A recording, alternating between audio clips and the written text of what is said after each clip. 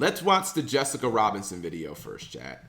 Because, again, how many of you, I feel like basically everyone at this point should have seen this video. I mean, it has like 60K views already. But I did not agree. I didn't agree with everything, chat. And I went into this video wanting to be like, yo, the hammer's coming down. And I took this as kind of like a landmark moment, chat. Because you've had lots of people quit Yu-Gi-Oh! Over the years, even recently. But you've never had anyone publicly state why. State like, yeah, this is a problem. We hate it. You know, XYZ. But some of it, like, all right, I'm gonna play it, and obviously, what's it called? Yu-Gi-Oh is dying. Nah, well, I am. If Yu-Gi-Oh died in 2016, Cap G would have had a panic attack, chat, and I don't know where my life would have went. But it's 2020. It's 8 years later. It's like, if Yu-Gi-Oh dies now, it's like, we had a good run. I was here for the entirety of the TCG chat, basically, like, hey. I basically saw it all, baby. From sun up to sundown, I had a good ride. And you know what? It's like, it's okay now. Like, that's honestly how yeah, exactly. I'll just go be a cop. If Yu-Gi-Oh would have died any time earlier than that, chat, like, I would have, been like, oh my God, what am I going to do with my life? It's like, no, it's okay. You know what I mean? Like, we need dual discs. Nah. Quitting competitive Yu-Gi-Oh! And so are half of or most of your favorite players. Rip. And there's a bunch of reasons for this. I'm going to go through my personal reasons. And yeah, we'll have a bit of discussion. Because I think there's a lot of things that would need to change to get me back to playing this game.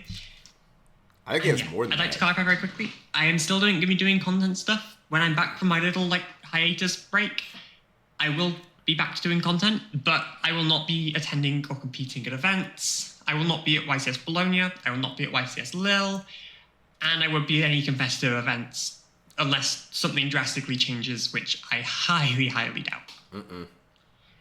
Right, so, why is everyone quitting and why am I quitting? I guess I'll go from a personal perspective. I've got a bunch of reasons. So this is unscripted, Jess. We're just going raw because I feel like that's the best way to get my perspective across. Let's go through it. So, yeah, they announced hotel discounts for the direction of game design.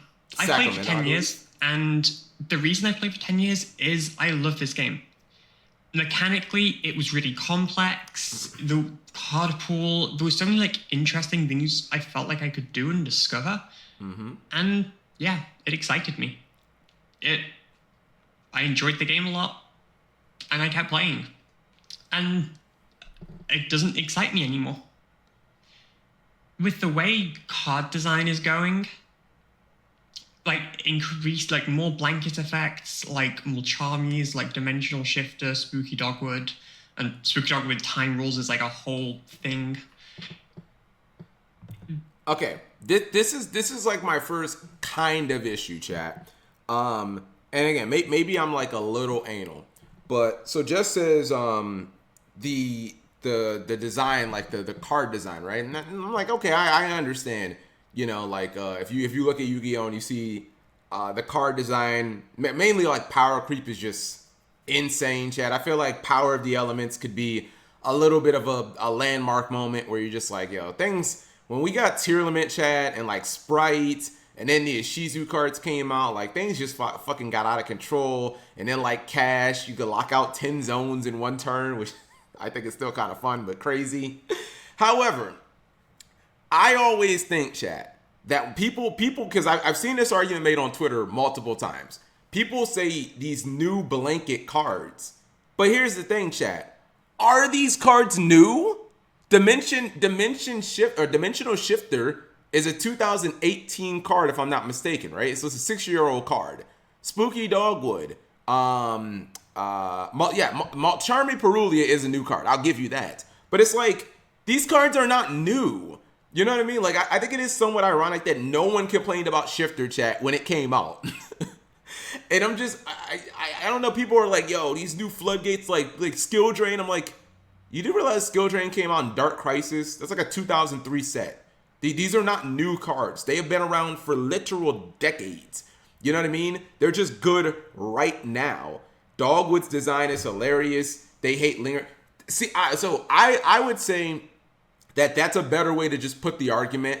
Dark Emperor is just to say I hate lingering effects.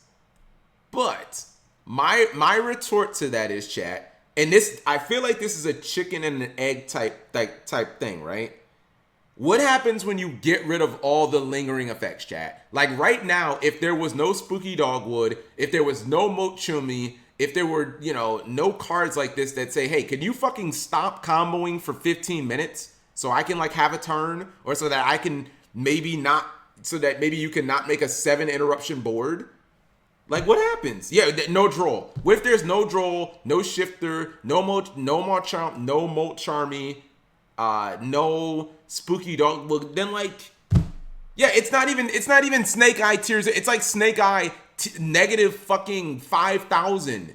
Seriously, you just get to no, bro. It's not even tier 0. This shit's like tier -5. You have Snake Eye like literally winning every single match. Like, okay, well, Molcharmy maybe might stop them because I get like 3 draws, or maybe if I shifter them, they'll stop. It's like, all right, well, now you're in like perpetual. The reason I say this, chat, is because power creep has gotten so high when you can activate a single Fiendsmith Engraver. I mean, Cells' freaking Memento deck is a prime example of this, chat. You can activate Fiendsmith Engraver and do the entire Fiendsmith combo and Memento combo. You get to combo from 2 fucking completely different archetypes by resolving 1 card. 1 card, chat.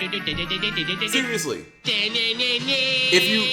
If you think like, oh, Cap, clearly there must know. You literally resolve Engraver, and by the way, in the future, chat, in 3 months, resolving Engraver, if I'm not mistaken, is full Centurion combo too. Like, you resolve 1 card and you get to fully combo from 2 completely different archetypes. Like, power creep has gotten so out of whack that like these are the only cards that can stop that. It's like a chicken and an egg type situation, chat, or like I hate to use like a war metaphor, but it's kind of like well, we need nuclear weapons because they got nuclear weapons. Like that's like what it is. It's like, well, how are you supposed to stop North Korea from like with all their freaking nukes? You got to get your own nukes. Like, you got to get your own nukes, bro. That the only thing that'll stop them and their crazy weapons of mass destruction is if we have weapons of mass destruction too. So don't just say only ours are bad, because yours are bad too. They're all bad. Thank you very much, Todd McGee, coming through with the Twitch resubscription. 34 months in a row, almost 3 full years of grown-ass toddliness, and I appreciate that support. Nobody likes that they're making Snake Eyes or Fiendsmith either. I get that, but I hate to use Jib's argument, chat, but like that's the world we live in. Like, Konami, chat, is Konami ever going to roll back power creep? You guys have to understand, chat, I have played this game way too long to think that power creep's going backwards now. Like, I've seen too many sets, chat. I've seen Invasion of Chaos. I've seen Phantom Darkness. I've seen Duelist Alliance. I've seen Lord of the Tachyon Galaxy. These are all sets that, like, basically threw power creep through the fucking roof, chat. Like, you guys remember Lord of the Tachyon Galaxy? Remember Dragon Rulers? Remember Prophecy getting their strongest card by a mile? Spellbook of Judgment? Remember how that completely warped everything? Remember when Duelist Alliance came out, chat, and everything before Duelist Alliance immediately became unplayable? Remember Phantom Darkness and how the entire game of Yu-Gi-Oh! Shifted to either A, dark decks, or B, FTK/pseudo OTK dark decks, like Shadow Priestess of Ohm, FTK. Like, power creep don't go backwards, chat. It just don't. Power creep is like Konami's business model, and I talk about that in my video. So like, I understand that you can make the argument of like, hey, these players don't like being forced to play UL and Fiendsmith, but I feel like there's a little bit of sour grapes in Jessica's video, chat, because part of me thinks that deep down, all she wants to do is just combo with plants and win. Like, am I off basis, chat? Like, if I'm off basis, just tell me I'm off basis. I think that if there was no Shifter and no Macharmy and no fucking Spooky Dogwood, and she could just win with plants every round, she'd be like, yo, this game's goated. Like that's what I'm saying. And if that's you, then like then you're just a whiny combo player. You're just Shatner saying, "Let me combo with Fable or this game's terrible." Like, you know, 1-for-1 interactions are more fun than but BP that like doesn't the problem. I think that's a valid argument. If Yu-Gi-Oh did not have so much power creep. Like, if you look at our modern combo decks, chat, do 1-for-1 interactions stop them? Yes or no, chat? Like, you basically have to have 3 minimum. And if you have less than that, you lose the game. Like, that's what it is. Chat, play open against Fiendsmith Snake Eye with Valor Ash. See if you fucking stop them. Those are 1-for-1 interactions. See if you fucking stop them. You won't stop them ever. They're pushing through that shit. Now you have 4 cards and you're losing because they still made their like decks are too powerful for 1-for-1 interactions to stop them. Like that's what you got to understand. If you guys look at the finals of the NAWCQ, what did that player Adita have, chat, against Trish? That dude opened with like he opened with Macharmy. Plus, he opened with Macharmy, and then he had he drew into double Bestial and Ash Blossom. He needed fucking 4 hand traps to stop Trish. Like it looks like he bodied Trish, but it's like he even said, yeah, if Trish would have stopped playing, I probably would have lost. He Macharmied him and then drew into 3 other hand traps. Okay, and this is her point then. Okay, but what I'm saying is the point's not good. So there. Like, I mean, if you think that in a debate you can make a bad point and it be as valid as a good point, that's lunacy. Like, just because you make a point doesn't mean it's a good point. So that's my counter to it. It's like the point's not good. If you just want to live in a world where your combo deck combos and you win, then you have to understand that a lot of people don't consider that fun. You know what I mean? And people always say, well, Cap, you can play. Twitch chat, what card have I ever complained about? There's 1 card in all of Yu-Gi-Oh! That I said I hated the game, made the game terrible, and banned this card. There's only 1 card, chat. Realistically, there's 1 card in all of Yu-Gi-Oh! I wonder if anyone knows it. Level Eater, really? When did Cap G complain about Imperial Order? I don't even play spell decks. What? Utopia? No. The real card, chat, is Red Reboot. Red Reboot is my most hated card ever because it basically says if you're playing a trap deck, you lose the game on the spot. Yeah, Red Reboot's the only card that I've ever truly been this card ruins the game. I hate this card. You need to kiss yourself. That's the only card I've ever complained about, Chad, is honestly Red Reboot. So trap players, you can't say oh, you guys can. No, we just complain about Red Reboot. Thank God they got you don't see me saying oh, ban Feather Duster. Okay, if they bring trap players don't complain about much. We will complain about Red Reboot though. Get that card out the game. That's all I'm saying. All right, let's continue. I thought you agreed IO was horrible to bring back. Yeah, it was, right? But I wasn't standing on the table saying oh, if they don't ban IO, I'm quitting Yu-Gi-Oh, or it kills my. It's okay, they should ban it, but it wasn't some breaking point for me. Red Reboot was a breaking point. That's all I'm saying. You definitely said ban Feather. Yeah, but that's half a meme. I mean, right now it's Feather Duster's legal. It's okay, fine. They probably should ban Feather Duster, but it's not a this card's ruining the game.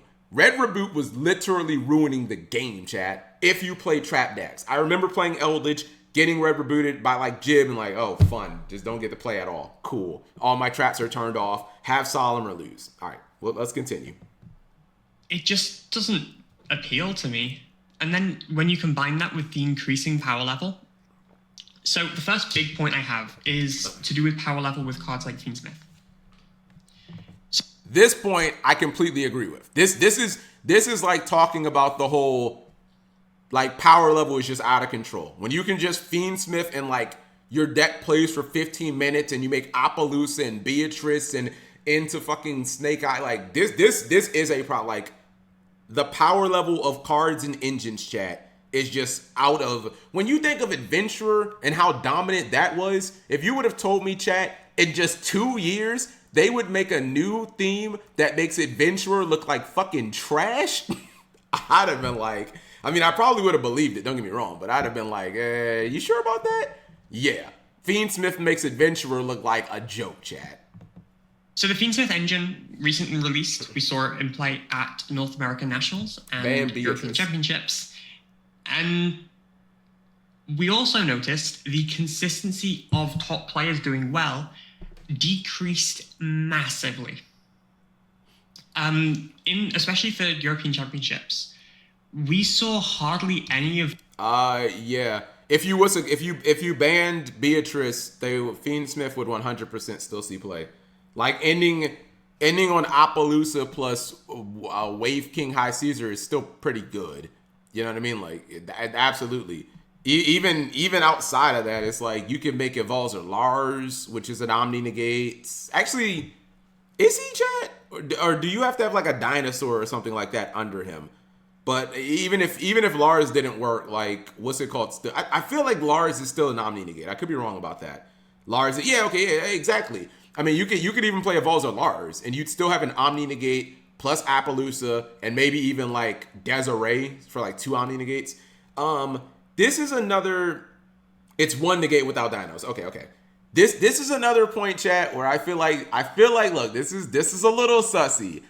Jess is saying that at the European Championship there was a noticeable difference or a noticeable amount of like quote unquote pro players not topping or like doing worse. And I don't feel like this is backed up by any evidence. To be honest, this feels. I'm not gonna say sour grapes because like she didn't even play. You know what I mean? So she doesn't have any skin in the game. It just feels like you're just picking this out of thin air. Because I would argue, chat, who are the most famous European players right now? Just name 2 people, chat. Like who are the biggest, most notable pros in Europe? I mean, and don't use her, obviously. Because I feel like one of them is unequivocally Joshua Smith. Like, easily. Okay, you guys all came, exactly. I would say, and maybe I'm wrong, I would say that the other, Farfa, I mean, he's not, I'm talking about competitively, chat, yeah. As far as like fame, yeah, the other would technically be Farfa, but I'm talking about like as just strictly competitive. I would say, no, not Dinka Fam. I would say that it's Gabriel. You know what? That's actually, I didn't think about that. G-Net's probably, Gabriel Nets, chat, actually probably would be up there. I was going to go with Dinka Bowie, chat. I was going to go with Dinka Bowie because he won a YCS. He won German Nationals last year. And then he also got 2nd place at another YCS to Joshua Smith. But if you want to go with Gabriel Nets, that's fine. But if you look at that, like, okay, Dinka Bowie top Euros. Joshua Smith also topped Euros. They didn't play the best deck, chat. They intentionally played like worse decks. Just because, I mean, I think Joshua Smith just be like fucking around, chat. Vlad's not on that level. To be on that level, you at least got to be like either a European champion or like a YCS champion. But I just don't believe this, chat. And even if you were to use North America, Chris LeBlanc has topped, chat, the last 7 YCSs that he's been to. So you can't tell me that, like, you know, good players can't consistently top when Chris LeBlanc's he's topping everything. And this is he's topped with Purely, he's topped with Snake Eye, now he's topping with Fiendsmith Snake Eye, like he's topping with all types of decks. So you can't really tell me what's it called. People don't. Okay, well, I'm sorry that you don't want to talk about Chris LeBlanc because it's uncomfortable, but I am strictly a facts over feelings guy, chat. You know what I mean? If that makes me conservative, or you know, if that hurts your feelings, like that's fine. But I'm just talking strictly numbers. You know what I mean? Chris LeBlanc has topped the last 7 YCSs in a row. If now maybe he's cheating, or more likely he's just good. You know what I mean? Even Christian Urena was kind of like killing it last format. So I just don't agree with that. They're too good. I agree. Okay. Are like big I got you, Dark players Emperor. actually in the top cut of that event. And I think that's because of the power level. Because we have the blanket cards just auto win like Dimensional Shifter. And the power level of cores like Fiendsmith making the game so RNG dependent, like making the game more and more RNG dependent,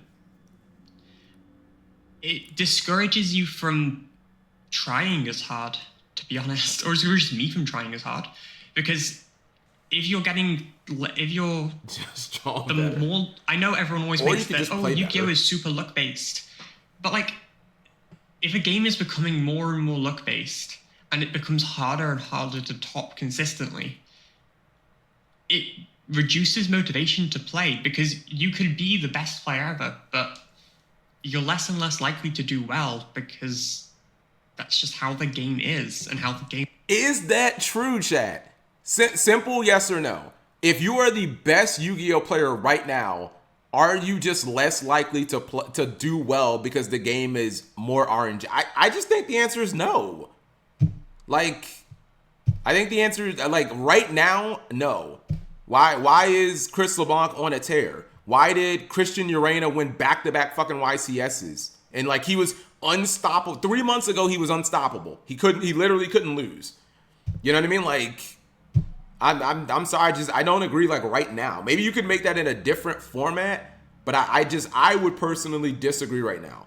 Joshua Smith, chat, I'm not saying he's trolling by playing Whitewoods Runic, but you're telling me, like, if Joshua Smith sat down and was like, I'm forcing myself to play Snake, like, he probably would have won the European Championship, chat.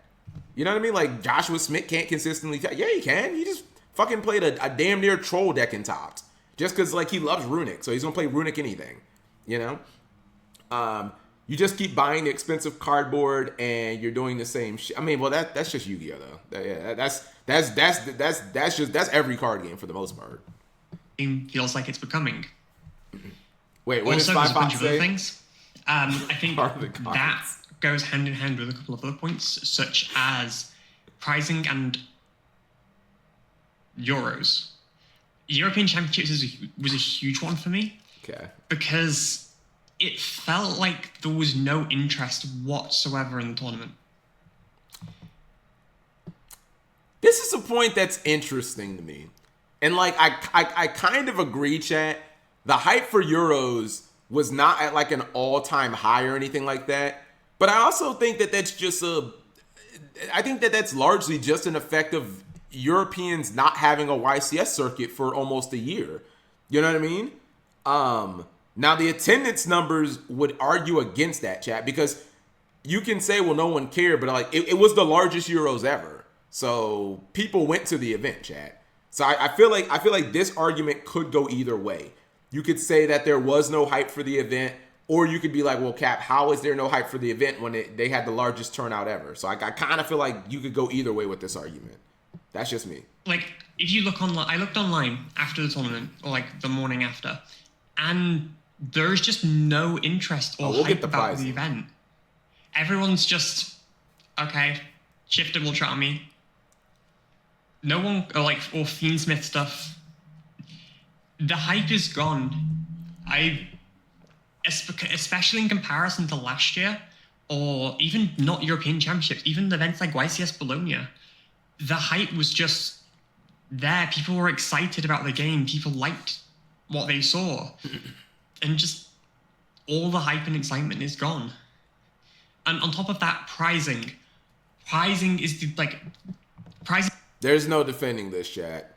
Like, there's absolutely no defend. This is like the absolute home run of the video, and it's super applicable because when you talk about someone like Jessica Robinson, who's like, all right, I can talk about pricing on the highest level because I've been the world's, I've been European champion, I was second place at UK Nats. Basically, I go to all of these high level events and do well. So I expect to, like, she can make an argument, chat. You guys know how they have, like, the Magic the Gathering players who go to these events and win like $10,000. If Yu-Gi-Oh had something equivalent to that, chat, you can make an argument that this is one of the players who could become a professional Yu-Gi-Oh player, who could be like, yeah, what do you do for a living? Oh, I made I made $40,000 last year just playing Yu-Gi-Oh. Nope, I don't stream. I don't make it. I just went to events and got like first place and second place and stuff. But like we don't have that. 50K, 40K. You get what I'm saying. You know what I mean? Winning Pokemon Worlds is $50,000 for winning. What's it called? Okay, guys. With all due respect, how are you not prepared for mid prizing at this point? This game is. I know. Well, no one's saying. Okay. So look, that's why most Yu-Gi tubers, at some point, it's kind of a come to Jesus moment, chat, a quote unquote wrestling is fake moment, where a lot of your favorite Yu-Gi tubers, and once you realize that, it's like a little bit of a turnoff. You realize your favorite Yu-Gi tubers don't really give a fuck about being good at Yu-Gi-Oh! Because it's really not worth the investment. Their YouTube channels are worth infinitely more money than they can win being good at Yu-Gi-Oh! But the thing is, it's like that's still not a reason to not complain though. You know what I mean? Not when this game is ran by Konami, chat. If this game was ran by, I don't know, what can any of you guys think of a small startup company, chat? Like I'm trying to, I don't know any like small little startup indie companies or whatever. Bandai's like $1 billion company. What you mean? Bandai's not Illustrial. There you go. If this game was ran by Illustrial's Twitch chat, it would be understandable for the pricing to be shit. Because it's like, all right, we're a small company. We don't have the money to spend our entire 2025 budget on one tournament. We can't do that. We don't have the money. However, like Konami's not a small company, chat. They're a $10 billion company. And by the way, do you guys know, I actually just did some quick research. You guys know Master Duel has generated an estimated, high estimated, chat, over like $250 million for Konami, chat, so far. In just 2.5 years, they've made $250 million off Master Duel, which is, it's a fucking free to play game. You don't have to make any, like, you don't have to spend a dime on Master Duel. But I guess people be like, I want my gems. I want to build my freaking Exodia deck or whatever. That's it. I would say that's a lot of money. I would say that's a lot of money for a completely free to play game. Now again, those were just the estimates that I don't know if that was in totality, but to me that's a lot of money. That's what Gacha did. Celestial is greater than Pokemon. Like, yeah, $250 million BP from just an online game that has like no overhead outside of servers. That's a fucking ton of money, in my opinion. Pricing is one of the most frustrating ones because it feels like Konami don't care. I thought it would have made that just year to date in 7 months. Right, hold on, let me make sure my information is right. How much money has Master Duel made? I should probably use the term like revenue. We only have Steam numbers for player base, not mobile numbers. $130 million. Oh, that's just in 2022. Okay, so then yeah, I would say, chat, that my number of $250 million is probably right. Yeah, my number of $250 million in Master Duel's life is probably accurate. I don't know. That's a lot of money. You guys are nuts. If you guys think that like $250 million is like nothing, like that's nothing for maybe a car company, chat, or for like a company like Microsoft or something that has to do, you know, with all this high technology. But when you're just making a shitty gacha game like Master Duel, like, and it's technically free to buy. This ain't Grand Theft Auto, chat, where you have to pay $60 just to get into the door. This game's fucking free. You know what I mean? So I think that's a lot of money, to be honest. I'm not saying it's nothing. I'm saying I think they made way more. Nah, use my estimates. The format... Genshin makes more? Yeah, but Genshin's a MOBA, though.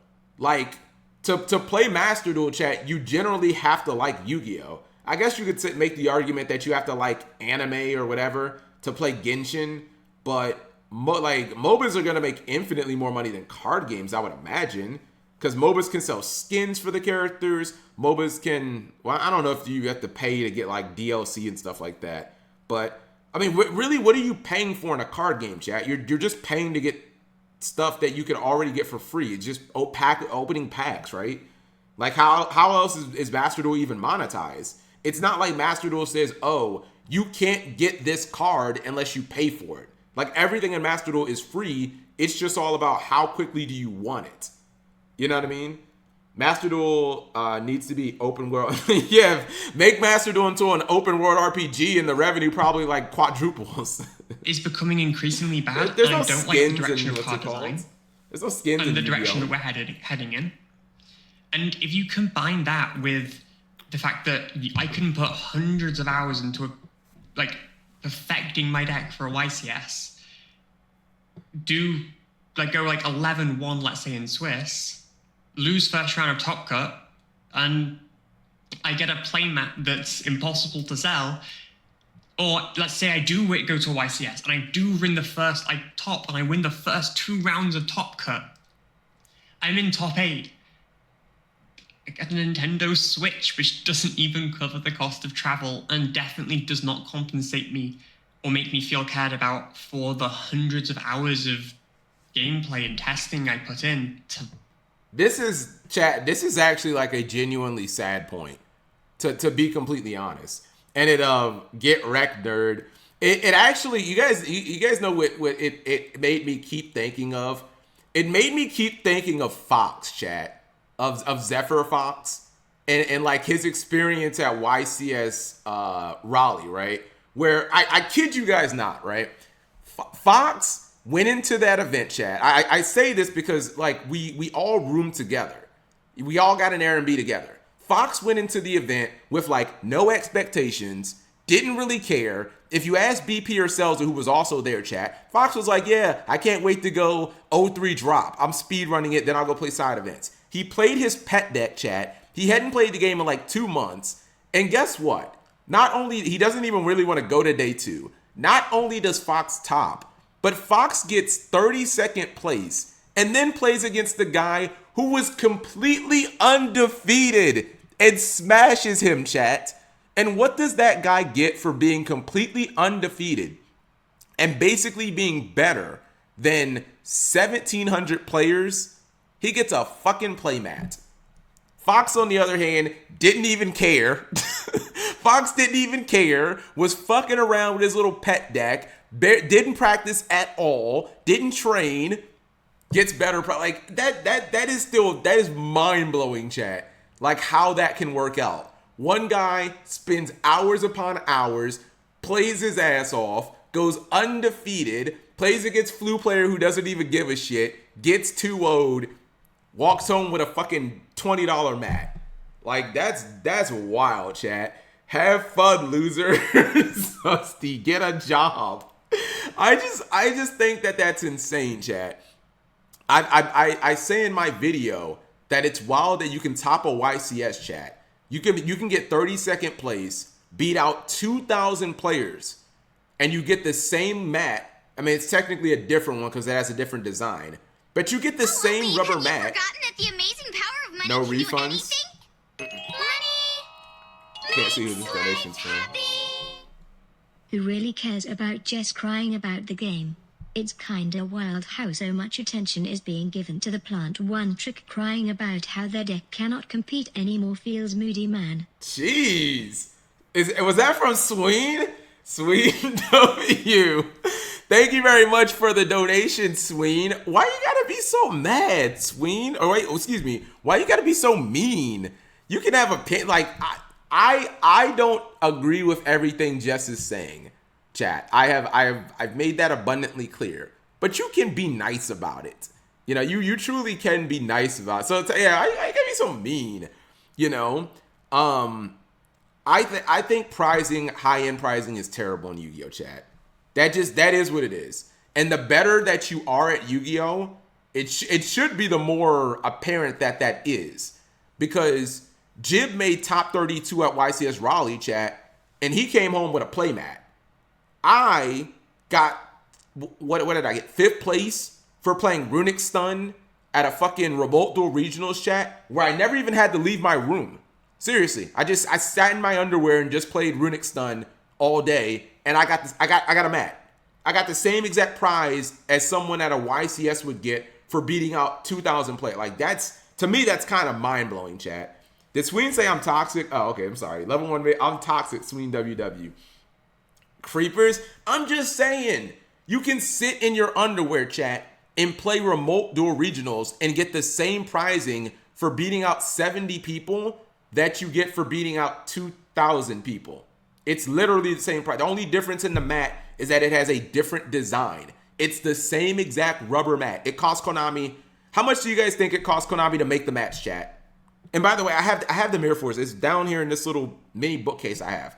I would argue, chat, that it cost Konami $3 to make those mats. It don't cost them no damn Anime Night. It does not cost $20 to make a mat. It probably costs Konami, chat, to make each individual $2-3 probably.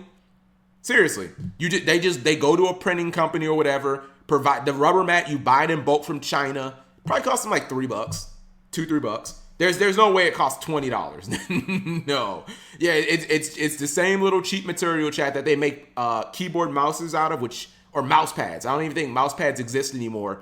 But I mean, you can get a mouse pad at Walmart, chat, for like $5. So it ain't really that much different than that. All right, let's wrap this up. It's almost like they don't value their player. That's the point. And my counter argument has always been, chat, they have the money though. They, like, even if you guys don't think $250,000 for Master or $1 million for Master Duel is a lot, that's a lot of money. No one is saying, hey, give $250 million to the players. What I'm saying is, hey, how about you give out travel vouchers? How about you give out, Airbnb gift cards to players? Little $100 gift cards, chat, to everyone in the top 32. Like, something. Like, does that make each YCS cost technically $3,200 more? Yes, but you're a multi-billion-dollar company, and this is literally the only valuable IP that you have because all your other IPs are shit and you don't use them. You haven't done anything with Silent Hill or Metal Gear Solid. They basically don't exist anymore. Or Swing, like, I'm not going to debate give money because, like, that's just not going to happen. Like, they're never going to give out actual money. So, like, gift cards are as close as I think. Like how Pokemon gives out scholarships.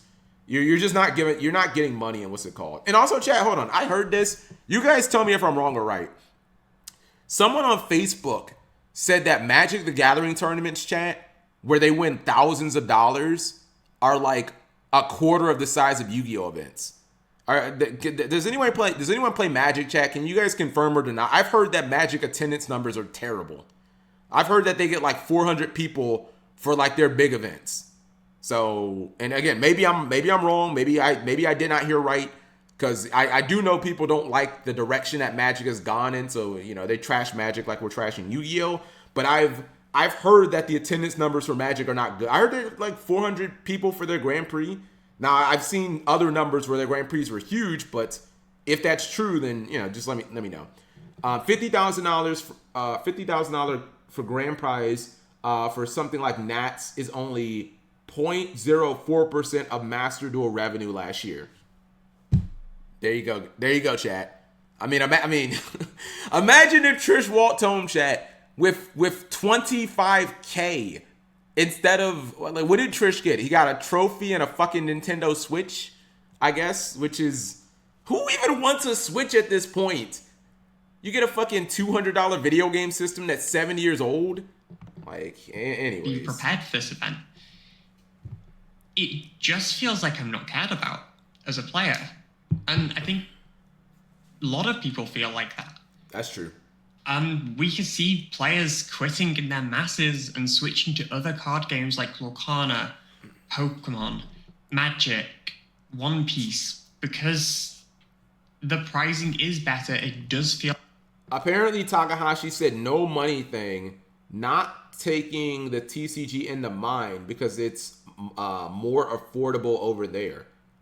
See, I always assumed, chat, that Takahashi didn't want money in Yu-Gi-Oh! Because of, like, the way that he wrote Bandit Keith as a character, right? If you watch the sub of Yu-Gi-Oh, Bandit Keith chat becomes essentially a degenerate. Like he drinks, drugs, prostitutes, which is, I mean, I think that could be one of the wildest things in Yu-Gi-Oh chat, that it's kind of hinted at that like Bandit Keith is into hookers, because there's ladies of the night when he's walking down that street chat. There's definitely prostitutes on the street. Now maybe he doesn't, do the prostitute. Like more likely he does. I always thought that like Takahashi was like, oh, if we do money, all my players are gonna become fucking drug addicted degenerates. I thought that was why he didn't want money in the game, because he thought that they would all become Bandit Keith. But what's it called? I feel like the company cares a bit. Did you see the MBT video responding to this? That's what he said there. Okay. No. I haven't watched other people's videos, because there's usually I would be people, but there's been like so many of them. Like literally every YouTuber, myself included, has made a video about this. Like everyone has. And then on top of that, even outside of prizing, you have things like Pokemon promote their World Championships, like World Championship players, like more with like the World decks, post-Worlds. Magic have the Hall of Fame. That reaction to MVT reaction. And just systems like that where it feels like you're encouraged to be competitive. And in Yu-Gi-Oh! It feels like you're not encouraged to be competitive because you're not rewarded for being good at the game. Like, they don't care if you're good at the game. Like, would I die? I guess one of the examples that pushes it for me is I topped the World Championships last year. I made top 8 and then I lost first round of top 8. Quarterfinals? I walked out empty-handed. Yo, chat, press F to pay respects. I don't think, chat, I don't think anyone actually knew that. Until Just said that right here in this video, I believe that generally speaking, I believe no one in the Yu-Gi-Oh community knew that. Cause I didn't even know that. That if you make top 8 at Worlds, you don't win anything. Like, granted, they flew you to, last year was Tokyo. They flew you to Seattle-ish. I had no idea, chat, that if you make top 8, you don't fucking win. I honestly thought everyone would get like some giant entry bag, but you don't win anything. That's fucking sad, chat. That is sad. And it probably just would have been a fucking another Nintendo Switch or some shit, but like, that actually was sad. I was like, yo, to go top 8 at Worlds and not receive a single prize, it's kind of wild. I made it to the highest level. If you can make it to the highest level of the game, yep, and then get nothing, top the event at the highest level of the game and walk out empty-handed, it does leave a bit of a sour taste about how the company cares about their players. Dye your beard pink. Also, side note, chat, and this is, it's painful for me to announce this, and I 100% think Spy Fox is gonna make a stupid highlight video about this, but just like mentally prepare yourself for the shock, chat. Next week will be my last stream with this beard, chat. I'm not gonna wait for like 2 days before the police academy to shave, because I feel like that's kind of silly. I need to get into like the habit of shaving and stuff, because I haven't shaved chat in like 12 years. Like on it, like I've shaved obviously where I like trim it up and stuff, but I have not shaved in daily or every. I haven't done that chat in like over a decade. So I have to get back into the routine. Yeah, and I don't even know how I'm going to look. I might shave my mustache. I might not. I gotta see how I'm gonna look. But just press F to pay respect, chat. Like it's gonna be the most cringe Cap G you guys have ever seen. And who knows? Maybe you guys will be like, oh my God, Cap, you look so much younger. There's no gray. Maybe I'll look good with it, but I don't even know how I'm going to look, chat, because I don't even remember what I look like without the beard. So we're all gonna find, yeah, exactly. I'll look like this. we're all gonna find out, chat. No more crazy. It's not my choice. You can't have beards in any police academy, chat. There's no police academy in the U.S. that will allow you to have beards. Even the military is the same thing. Like, you can't go. You can grow a beard out maybe after, but you can't have a beard in academy. You just can't. There are other reasons. of course. I'm gonna look like James Just a Harden. couple.